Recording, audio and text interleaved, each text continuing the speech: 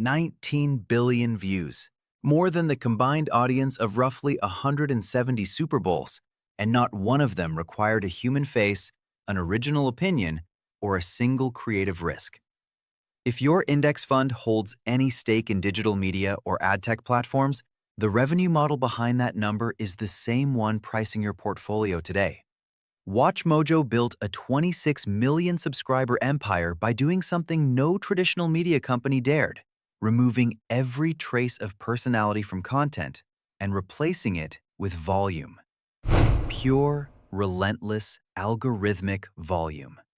Over 33,000 videos, 35 channels, 100 full-time employees reading scripts about topics they had no connection to, 10 minutes at a time, posted several times a day across every niche from anime rankings to demonic power structures. And for nearly a decade, it worked. The machine printed money. But here is the question the subscriber count cannot answer. When a faceless corporation finally does something unforgivably personal, when it monetizes the deaths of real creators with advertisements for its own AI music project, who exactly do you hold accountable? There is no face to cancel. There is no name most viewers even recognize. There is only a content factory, and a CEO most people could not pick out of a lineup. If you were on YouTube in the mid-2000s and teens, you remember the experience without being told.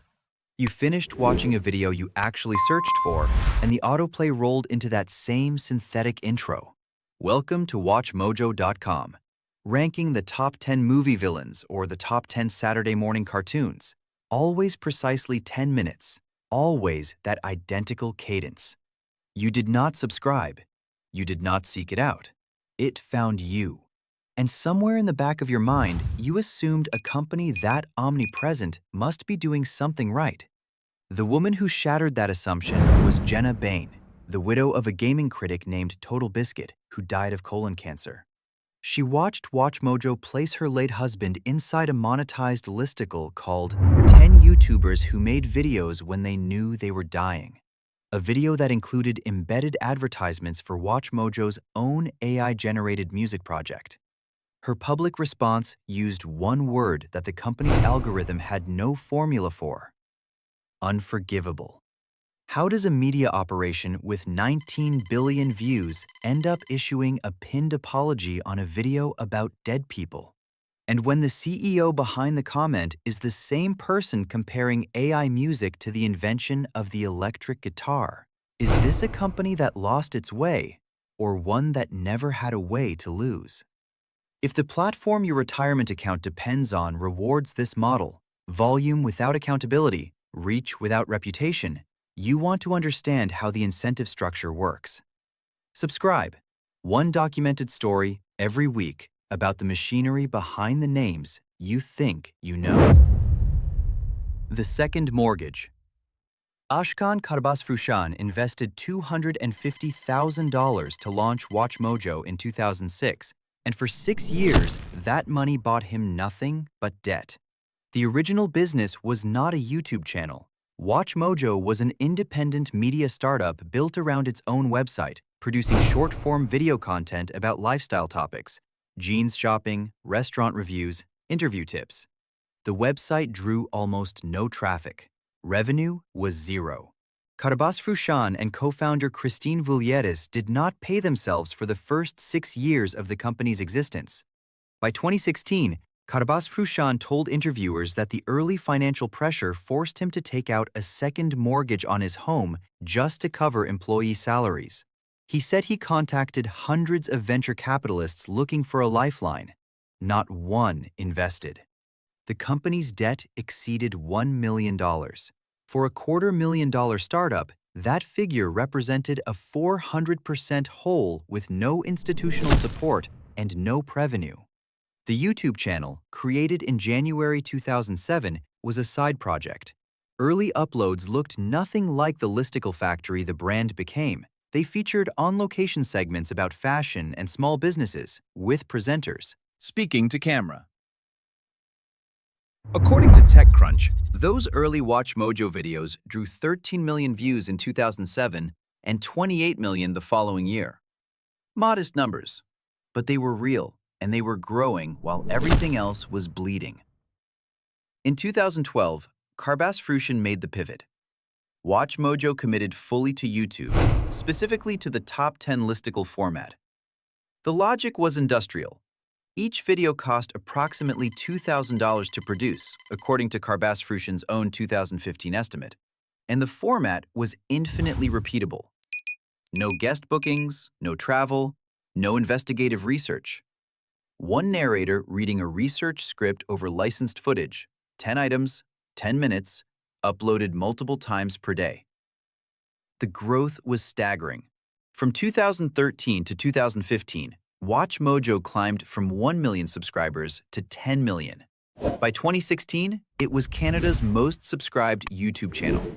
By 2017, the 35th largest channel on the planet. Karbasfrooshan had built a content engine that treated creative work the way an assembly line treats auto parts. Standardized, interchangeable, and stripped of anything that could not be replicated by the next shift.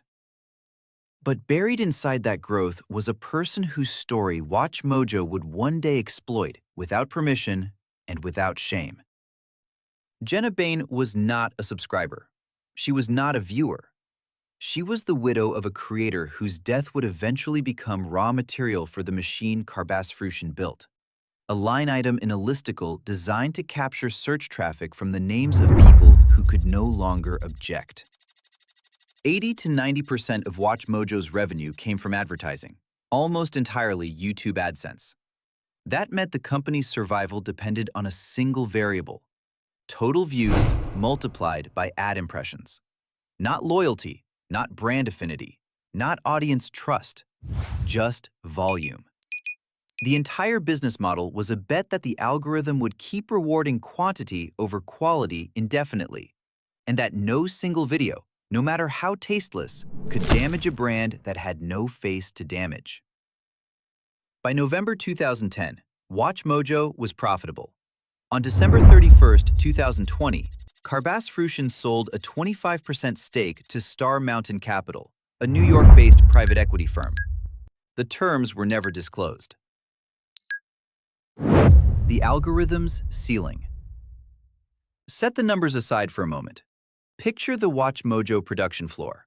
Not a creative studio, but a content mill, where 100 employees across multiple countries opened spreadsheets each morning listing which keywords were trending, which franchises had anniversaries, which celebrity deaths could be packaged into a 10-item countdown before the search traffic cooled. The narrators did not choose their topics. The writers rarely had expertise in what they covered. In a Naruto ranking, the narrator mispronounced the villain Zabuza as Zabuza. In a top 5 fights list, they included a matchup that anyone who had actually watched the series would have ranked nowhere near the top. These were not occasional errors. They were the structural byproduct of a system designed to produce hundreds of videos per month across 35 channels, where subject matter knowledge was not a job requirement. Speed was. The record shows something different from the success story Karbasfrooshan told. In WatchMojo's comment responding to the May 2026 criticism from YouTuber Voyan, Karbasfrooshan wrote, without having watched the 29-minute video he was responding to, that WatchMojo had managed to keep our OG fans happy and innovate. That having over 100 full-time employees was proof of survival, and that competitors like BuzzFeed, Vice, and Vox had all came and went while WatchMojo endured. He closed by calling critics haters, envious, jealous people who were fuel to our fire. The documented reality was this. By the time Karbasfrooshan posted that comment, WatchMojo's average video across its 33,000 upload catalog pulled roughly 600,000 views. For a channel with 26 million subscribers, that represents a view-to-subscriber ratio so low it suggests the vast majority of those subscribers had stopped watching years ago. Wikipedia's own description of the channel. High volume of short videos with low production costs, read less like an encyclopedia entry and more like a forensic diagnosis. And within weeks of Karbasfrooshan's boast about innovation and audience loyalty, his company would release the single most damaging video in its 20-year history. The signal was there. It had been there for some time. As early as 2016, journalist Luke Winkie published an article cataloging what he called WatchMojo's algorithmic click mining. Viewers complained the company had corporatized fan culture by strip mining copyrighted footage into listicles that added no original analysis. The response from WatchMojo was not to change, it was to accelerate. When the standard top 10 format exhausted available topics, the company expanded to top 20s, top 30s, top 50s, and eventually 90-minute compilation streams running on loop. Each escalation was a signal that the ceiling had been hit, and the only solution management could imagine was more volume, not better work. If you recognize this pattern, a company responding to declining engagement by flooding the market with cheaper product, you have seen it before in every retail collapse this channel has documented. The subscription invite you heard a moment ago exists because this pattern is never isolated to one company. It is an incentive structure, and it is operating right now in platforms that manage your money. On May 31st, 2026, WatchMojo uploaded 10 YouTubers who made videos when they knew they were dying. The video featured creators who had documented terminal diagnoses, Technoblade from the Minecraft community, Total Biscuit from gaming criticism, among others. Embedded within the video were advertisements for SoundMojo, WatchMojo's AI-generated music project, promoting an album called Balance.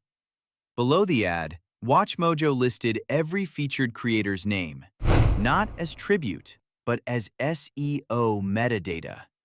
The tags included hashtag Technoblade, hashtag Edsworld, and, remarkably, hashtag Terminal. Genna Bain saw the video. Her response, posted publicly, was precise. Her husband being mentioned in a monetized, lazy listicle was tasteless enough. Plugging their AI music project inside it was unforgivable. She said they should be ashamed. The tweet went viral. Creators including Dolan Dark and Jax Films amplified the condemnation. WatchMojo removed the SoundMojo ads, changed the tags from hashtag Terminal to hashtag Inspiration, redirected all video proceeds to a charitable initiative called MojoGives, and pinned an apology acknowledging unintended and accidental insensitivity. The apology contained a word that revealed everything about how Karbasfrooshan's organization understood its own failure. Unintended. The machine did not mean to cause harm. It was simply executing its function, converting human stories into advertising inventory. And this time, the inventory happened to include the dark. The Faceless Fortress. This is not a new story.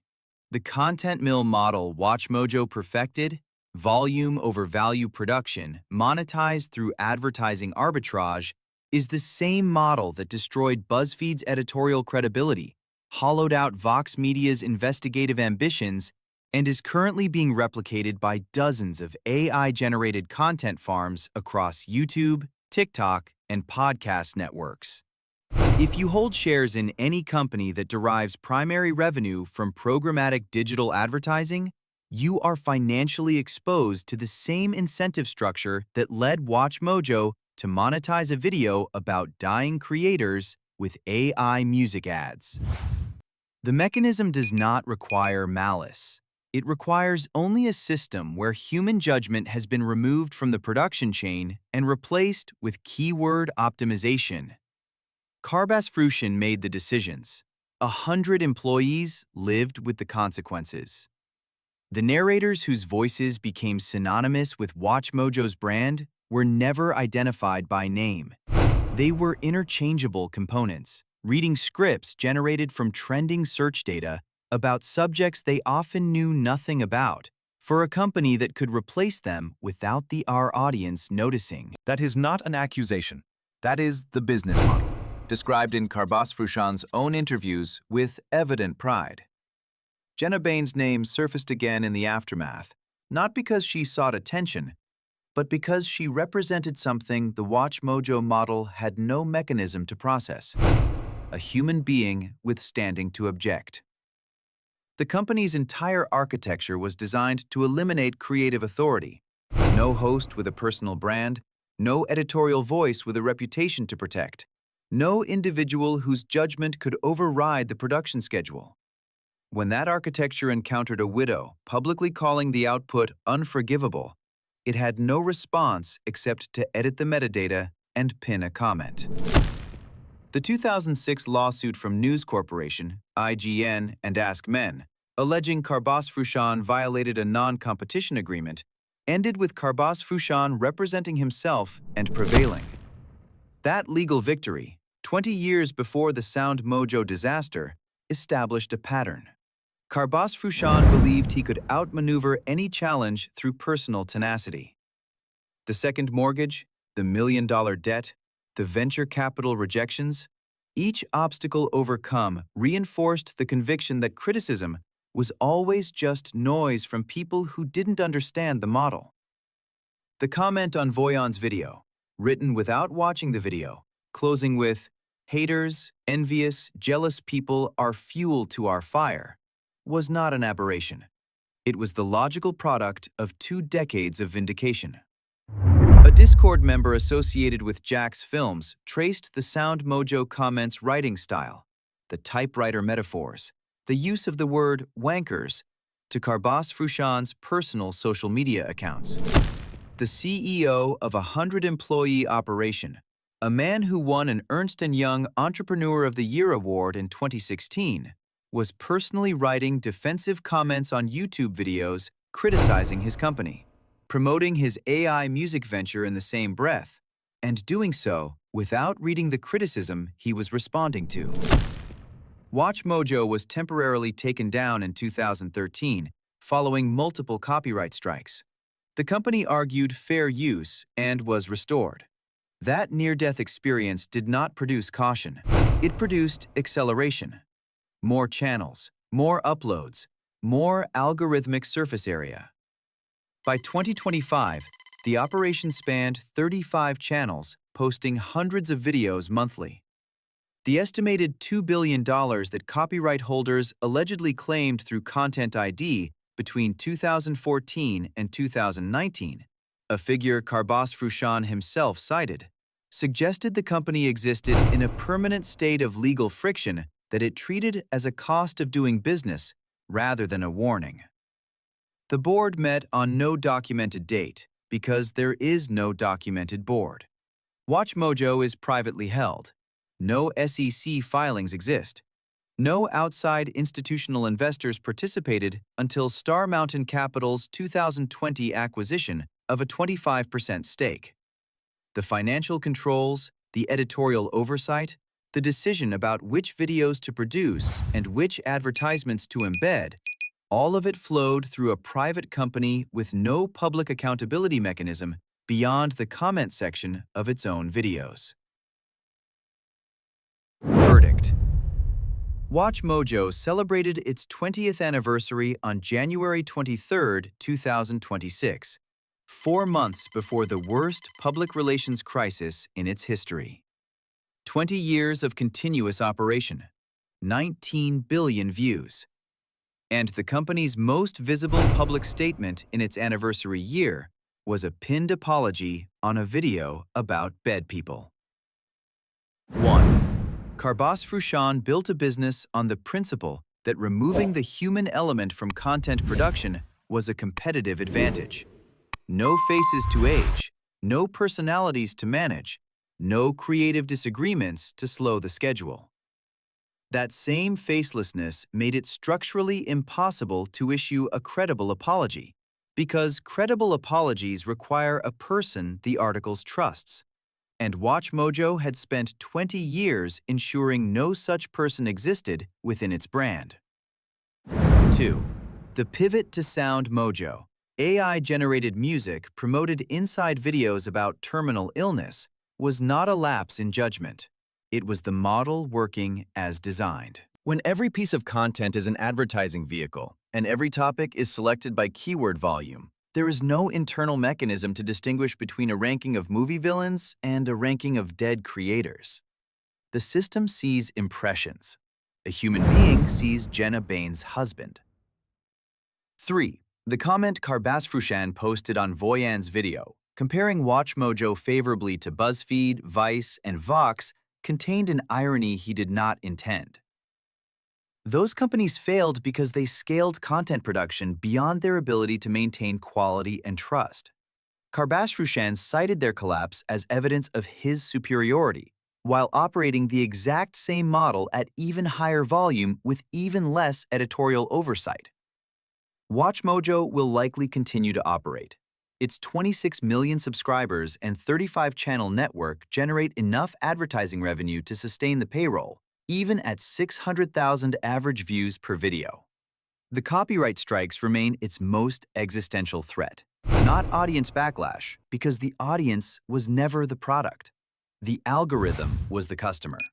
The viewers were the inventory. The deeper question is not whether WatchMojo survives. The question is what it means that the largest content platforms in the world, the ones your retirement funds are invested in through every major index, have built reward systems that make this model not just viable, but optimal.